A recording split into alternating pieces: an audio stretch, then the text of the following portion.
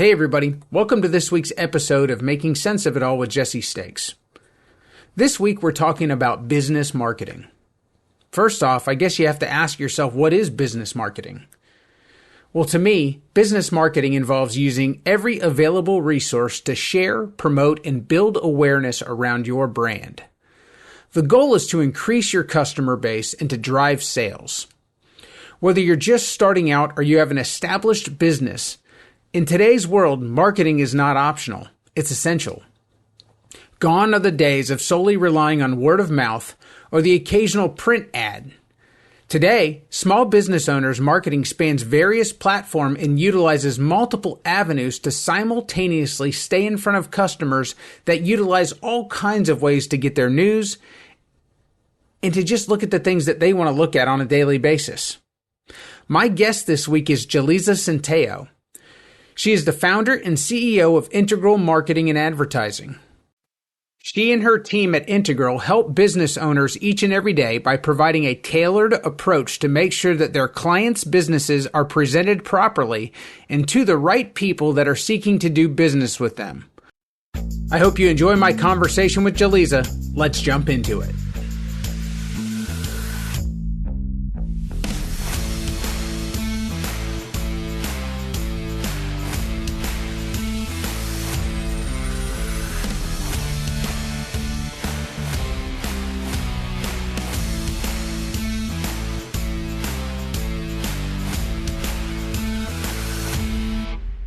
Yeliza, thank you so much for joining me today. Thank you for having me, Jesse. So high level, before we dive into everything, can you tell my audience what you do? Sure thing. So I am a founder and CEO, and I can't believe that I am sitting here today saying those words, but here we are. I own Integral Marketing and Advertising, as Jesse just mentioned, and it is a full service advertising firm. And one of our biggest differentiators, I would say, in the space, you might think, oh, great, another agency, there's over 6,000 of them in the industry, is really looking at clients' problems and their business challenges in a very holistic way.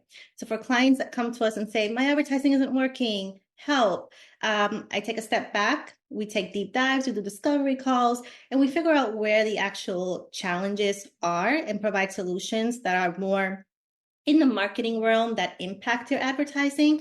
More often than not, clients think that all they need to do is fix a broken window so that the water stops coming into the house, but really there's some cracks in the foundation that we need to fix.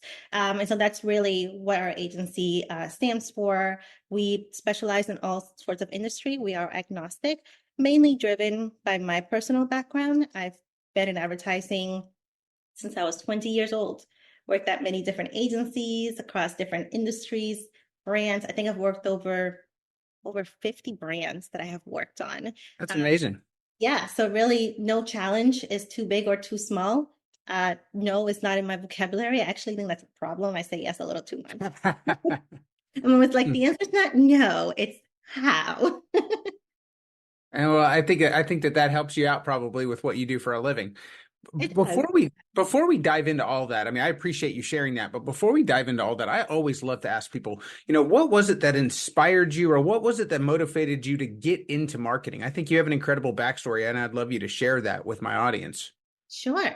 So I'm a minority. I grew up in Lowell, Massachusetts, which isn't necessarily the best city to grow up in, but it's not the worst either, depending on what lists you're looking at. Sure.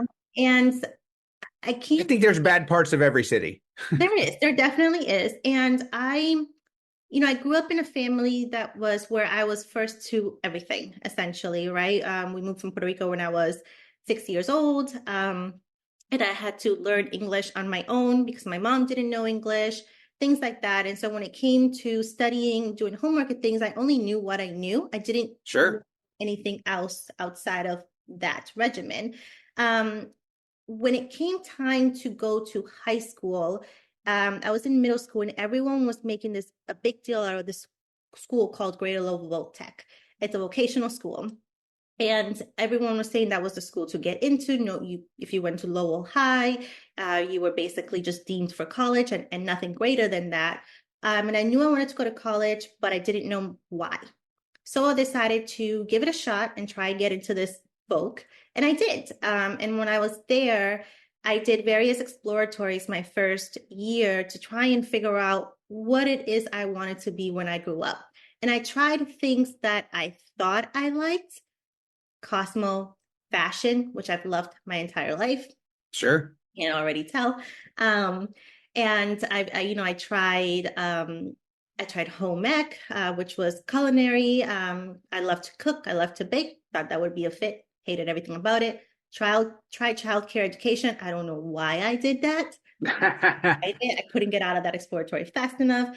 And then one day I was literally crying because we were here at the end of my last exploratory. I didn't have an idea of what I wanted to do. I didn't know how to pick an exploratory that I wanted to focus on as my shop. And one of my friends said, based on how I've gotten to know you this freshman year and what I know about you, I think you'd really like marketing. Have you tried that one? I said, I don't even know what marketing is. So she brought me over to the marketing teacher, introduced me. I told him what my problem was and why I was so upset. He asked me a few questions. He's like, I agree with her. You belong here. So we're going to do what we can to get you out of that exploratory and into this one. So you at least get to try marketing out for the last 4 weeks of the school year and see if Right. you want your shop. And I fell in love. I picked marketing. I loved everything about it. I loved the creative aspect, but the analytical and strategic side. And I didn't realize that entrepreneurship was built into marketing and, the product development and the promotions and announcements and everything that has to do with how our world operates, the psychology of how to get a consumer to make a decision, whether it's impactful or just out of the blue. Like it's just fascinated me.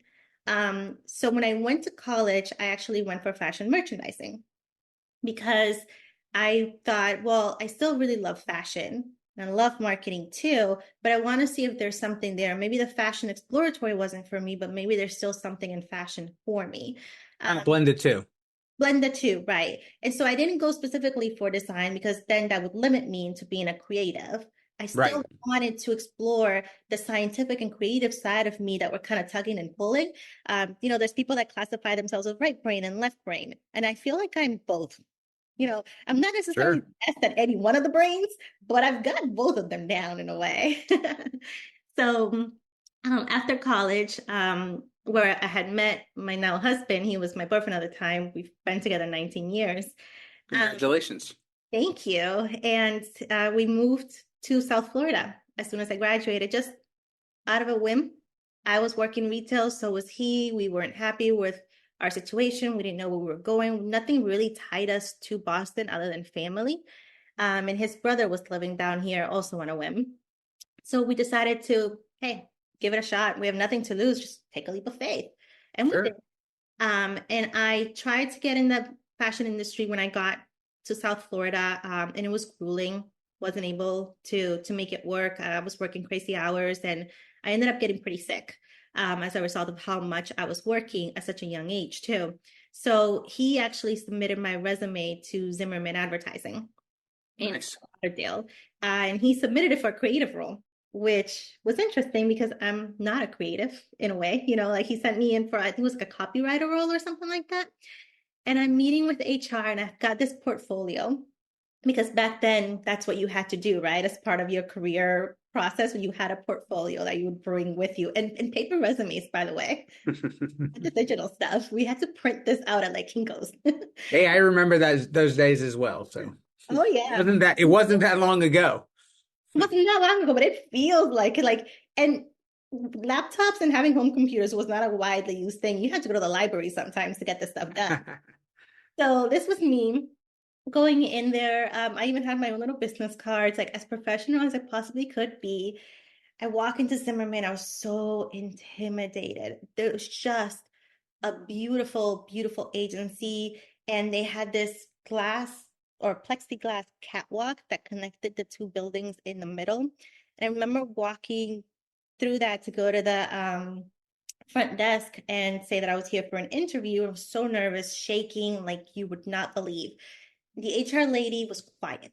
I was like, I did not get this job. She doesn't like me. She's not saying a word, all this negative thoughts, right? I'm like, what am I doing here? I don't belong here. Like, I don't even know how to dress in a suit. Like, all this stuff was going through my mind. And she closes my portfolio and says, I think that you'll be better in the media department. I was like, what's media? I've never heard of media. I went to a vocational school where I took up marketing for 3.5 years. I went to college where I did fashion merchandising, marketing and advertising were sub majors. I never heard of media. So she's Right. like, come walk with me. I'm going to introduce you to the department head. So we walk down to the media department and she introduces me to the VP and a few other people. I have great conversations. I didn't even feel at that point that I was in an interview. I was having conversations. I was asking questions mostly. I kind of felt like I was doing the interviewing in a way. Okay. I don't know why I'm here. I don't know what this is. Talk to me. What is media? What is it that you guys do? And then they gave me a test. They're like, do you know Excel? I said, yes. And apparently that was rare at the time to find people out of college that knew Excel because it wasn't widely used in schools like it is now. Mm-hmm.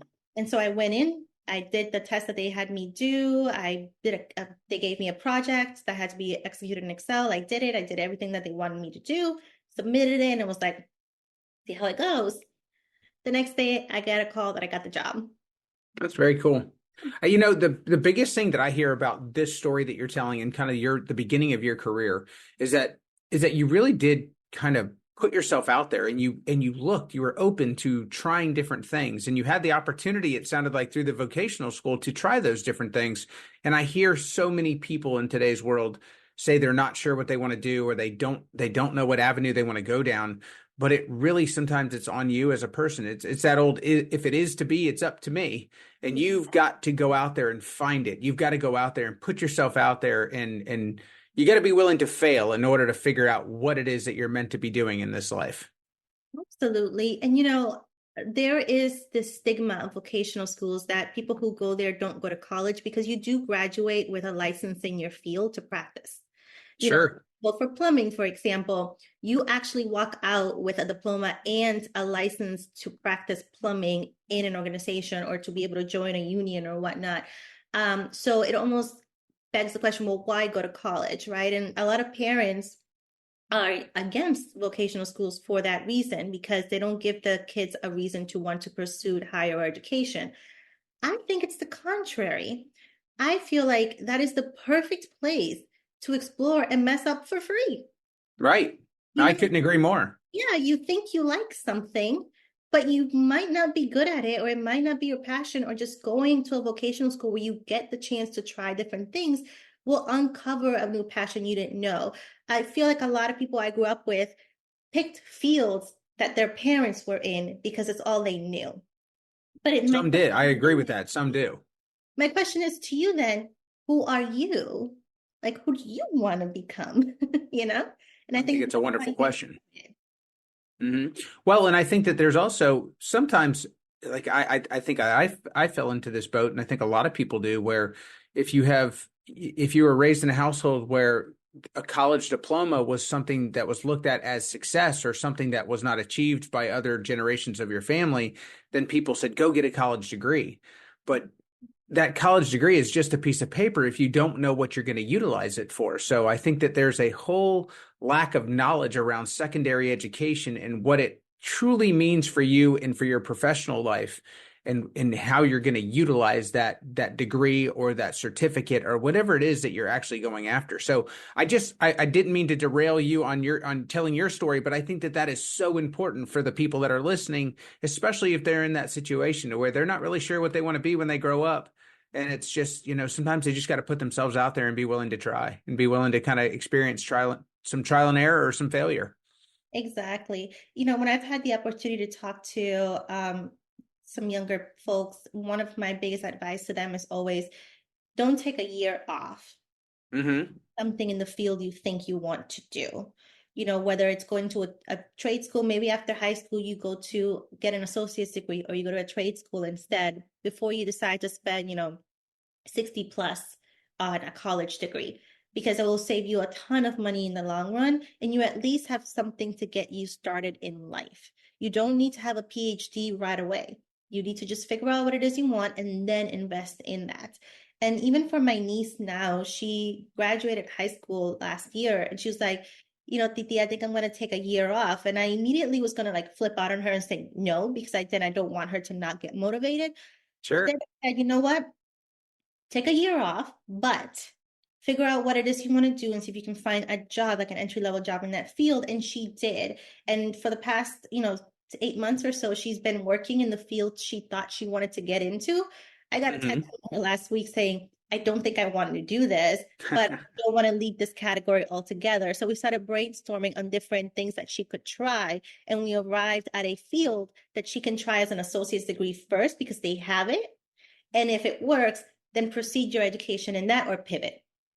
Yeah, I think that's great advice. All right, so back to your story here. I didn't mean to derail us so much, but so you're in your chosen profession, you got into marketing as a field.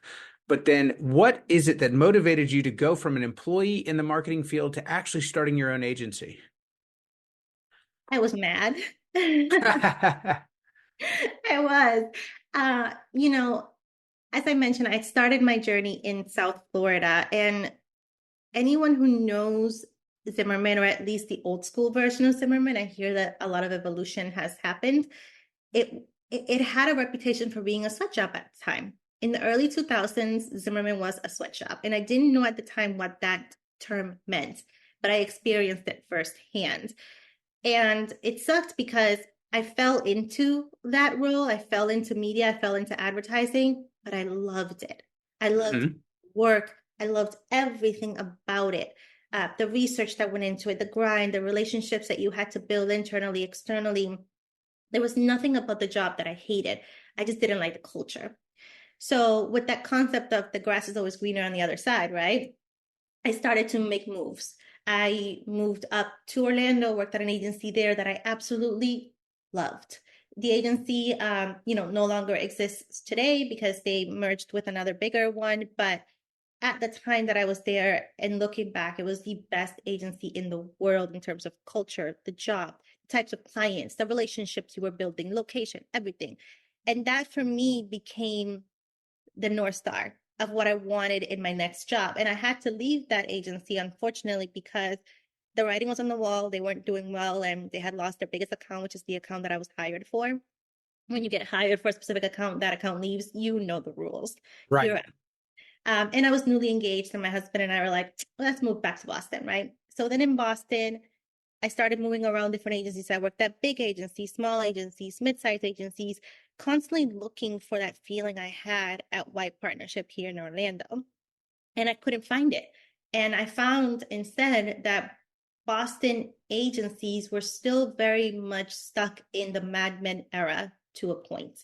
Not Okay. extreme, but many scenarios and things. And I got to the point where I couldn't do it anymore. I couldn't jump to another agency anymore. The grass was never greener. It was just a spray paint. Like I did not want to put myself through that again.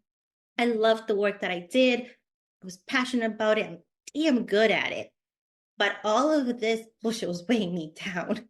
And I could Sure. not go into work another day. So I pivoted from advertising for 2 years and went on the marketing side, working in-house at clients, J. Jill, Raw Seafood, City Pier Seafood. And I still wasn't happy. And I was like, man, what is wrong with me? Like, am I the problem? Like, at some point, you got to point a finger at yourself and look at yourself and say, Sure. going on with me? Why is it that I am not happy at any employer that I'm at? Why is it that I'm the only one that can't say I've been here for 5 years, 10 years? Like my longest tenure at an agency was 3 years. Like, what's wrong with me? I thought I was broken. Um, so I decided to just take that moment that everyone always talks about, and it's cliche, but so important. Take that moment to turn around and look at yourself as a client. How do you dissect yourself? How do you build your brand? Who are you? So I did what I do for all my clients. I did a branding exercise. And I was like, all right, I plucked myself up on a value proposition canvas. And I was like, what are my pain points? What are my gains? Like literally down to that Crayola level when it comes to marketing and advertising. If I want to promote myself, how do I promote myself? Who is Yeliza? What does she stand for? What drives her? What motivates her? And that's where I realized I can't work for someone else. It's not them and it's not me, it's who I am. That's the problem. I am an entrepreneur. I have been a hustler since I was a little kid. I've always had a side gig. Every time I had a full-time job, I had something on the side that I was also doing. I've started businesses and failed. Started another business, failed. Started another one, failed. I just failed at every business I started, but I was a serial entrepreneur. I always wanted to do something for me, something for myself. And at that point, I decided I'm done looking for another job. I'm done interviewing. I mean, I even got to the point where I didn't have to interview anymore. People just knew me and were like, "You're looking for a job? Like, we got you." Like, it was so weird, the last decade or so that I was like working in Boston. And I decided I was going to go off on my own and do That's my own, wonderful. and that was it, and do what I love. Well, and I think if somebody takes something out of what you just said, it's it wasn't a problem. Like you keep saying it was a problem, or that there's no problems in there. It's just you just didn't find the right fit or the right solution yet. And sometimes you have to create your own fit. You have to create your own solution for it to be right for yourself. Exactly. Yep. And that's where integral was born out of.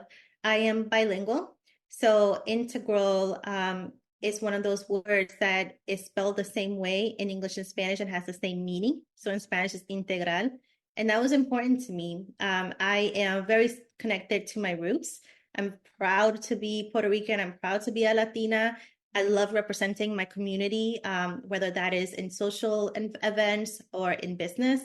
And I have even more of a passion for brands that want to work with me to ensure that that market is being represented authentically too. So when I decided to go off on my own, it wasn't just, oh, we're going to start an agency. It was strategic. It was a strategic decision. The puzzle pieces that adorn my brand go back to my way of thinking. I'm very much of a puzzle person. You give me a problem and it's a little pixelated, and I'm going to figure out all the pieces that we need to bring it together and make it a little more clear so that we know what our action items are, we know what we're doing, we know who our target is. We have an idea, we have a goal, we've got projections, we have our North Star. That's the person that I am. And so that's where the puzzle pieces came to be. The name came to be, as I just explained, from not just my roots, my background, me wanting to have that word, but also I'm one of those psycho people that saves all of the performance reviews. I had all of them in a binder. And I took out that binder and I started to read through these. What were the strengths that people pointed out for me? What were my weaknesses? I literally did my own SWOT analysis. And one word that came up in damn near every performance review was how integral I was to a project, to a team, Nice. agency. So I was like, okay, so people have used this word to describe me. I'm going to own it. Nice. Very cool. That's awesome. That's a really cool story of how your agency has come to be. Do you find that the fact that you are serving the Latino market and the fact that you're trying to bridge that gap as far as excuse me, as far as giving them, something that makes sure that you represent the community in a way that you see fit. Do you feel like that was an underserved market, or do you feel like that it continues to be underserved, or do you feel like you have a lot of competition as far as the way you have branded yourself? That's a great question. And I don't think that there's a black and white answer to it because I think it depends on the region and the firm. I think that there are firms that do it well and excel in it, and there are markets that do it well as well, like Central Florida, Miami, Fort Lauderdale. You can't be inauthentic in those markets. You would fail completely as a No business. doubt. But But you're you really know, competing. I mean, you're competing nationwide, if not worldwide, sometimes in the field of marketing and advertising in today's world. yeah. Oh, absolutely. Marketing and advertising is everything. Even if you think you're against advertising, you are either enticed by it in a way that you are not realizing, or you are doing it yourself. Like No doubt. in marketing and advertising runs the world. Without it, No doubt. It's like sales. Every business needs it. Every business has to have it. absolutely. But to answer your question, I did experience firsthand at many of the agencies that I worked at where one of the biggest issues where clients would come and say, okay, this is our budget for advertising. These are our business goals. These are our target audiences. Run. And the general market was always prioritized. The biggest budget went to Sure. the market. The creative concepting went to the general market. Media buy was put together for general market. And then it was, oh, and we also got to do Hispanic. And it became almost like a copy paste translate to the Hispanic market. So it was inauthentic. And I even recall vividly instances where I'm sitting next to the copywriter and they're literally translating a script for audio in English to Spanish. And I'm telling them, I'm sitting right here, talk to me. I can help you. And they're like, no, you're not a creative. You're media, like know your lane type of thing. And that was one of the things that really bothered me. And I was like, but dude, you're not translating things correctly. Like Google can translate the word, but not the intent. Sure. No, that makes perfect sense. That's where the inauthenticity comes in. When you're just translating, yes, the words are correct, but the meaning is no longer there. And as Right. a community, we see right through that. And that was one of my drivers. And one of the things that I set out to do was making sure that clients who had a desire to reach the Hispanic market or who do have Hispanic audiences that participate in their businesses in one way or another are being reached authentically, not a copy paste translate. I do not do that. It's like if we have a client that has general market and Hispanic market initiatives, both initiatives get executed simultaneously. They both have the same deadlines. They both have the same deliverables, and they both get delivered accordingly, not first one or the other or one on top of the other. No, I think that's very important, and I don't think that a lot of people realize the significance of what you're saying as far as it when you take something that's in English and you just translate it to Spanish or any other language for that matter. There's a lot of intent that's missed. I'll give you an example. I worked for a large company, and it was a nationwide company, and they utilized they all of their marketing pieces were done in English. And then to your point, for the markets that had Spanish speaking citizens, they would translate them to make sure that they could say, here, we also do this in Spanish. But to the point that you're making, that's all that was done. It was just a translated copy of what already existed. It was not done specifically for their market. So I think that they felt it. I think that it was one of those things that was not missed on that community. And then that business wonders, why are we not having the same traction in the Spanish speaking community that we are in the English speaking community? And I think there are real answers that if they're not engaging someone like yourself, if they're not having that true real feedback, they're not getting to the real answer, the real why that doesn't exist. Exactly. And, oftentimes what happens is clients then say, well, the Hispanic market doesn't work for me. I'm not going to invest in them because I'm not getting the return. And Right. that's where I go back to the roots and the core of my business. It's all about taking a deeper dive into figuring out what the actual problem is and solving No for it. doubt. It's not that the Hispanic market's not responding. It's not that the Hispanic market's not returning favorably for you. It's that you're not doing the right work to get to them authentically. That is the challenge we solve for. Well, and let's be real, the Spanish speaking market in the United States is probably one of the fastest growing markets that somebody can serve Yes, currently. It's yes, only going to grow. It's not getting any smaller. exactly. So that being said, I know you had said in the beginning of this that you're essentially industry agnostic, that you don't necessarily focus on any industry. Are there any size clients, like as far as larger or smaller, that you feel like is a better fit for your agency, or is there kind of a limit to the size? Like when they get to a certain size, they're too big, or is there a limit on the other side where somebody's too small to work with you guys? Yeah, great question. And let me explain why. When I started the company 4 years ago, it was success by 1,000 cups, right? Any business was business that I wanted to work on. And the large majority of the clients that gave me a chance were the small ones, the small startups, right? And I will always be grateful to that. And so for that reason, I don't turn anyone away. Sure. For small clients, startup clients, I have a business model that works for them. It's more of a consultative approach where, it's a more attainable rate to them. They get access to me and my team in certain ways, but naturally, we can't give them full service like we would a mid or large size client, because at the end of the day, we have bills that need to be paid. No doubt. Right? Salaries need to be paid. There's a cost to service. Service costs money.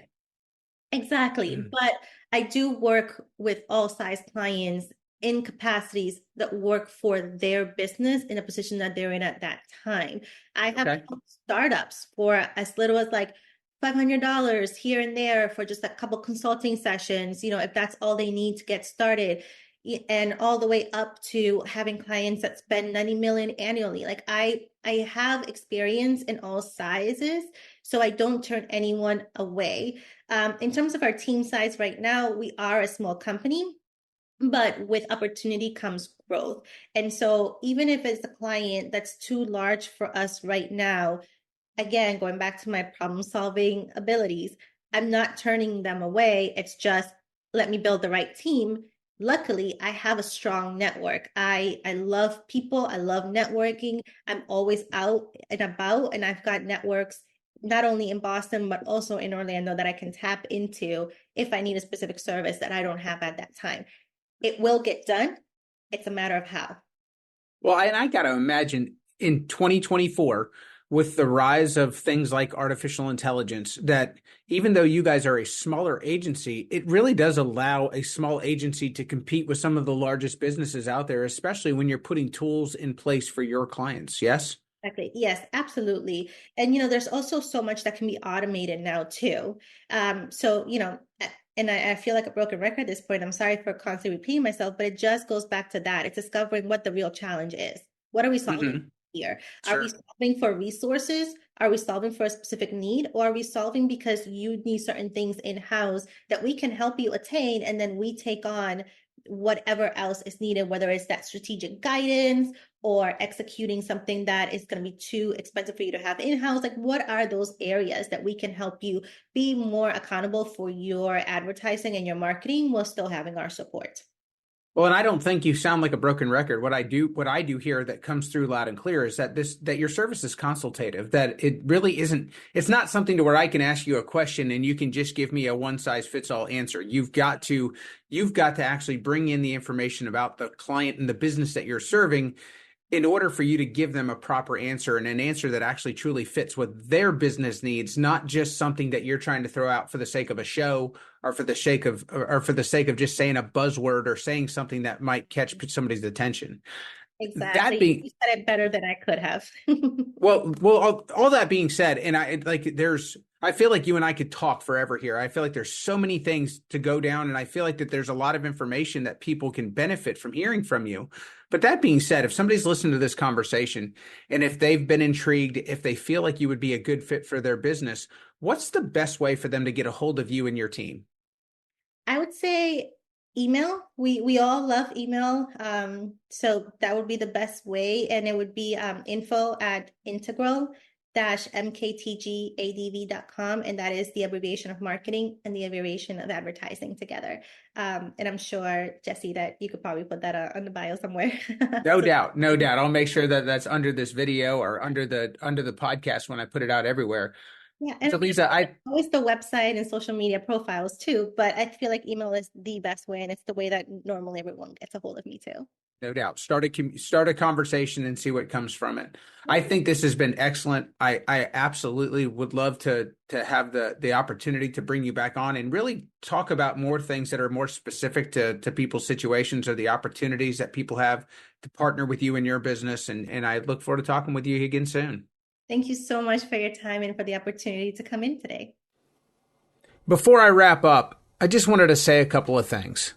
Effective marketing is about adapting to changes, staying informed, and connecting with your audience in meaningful ways.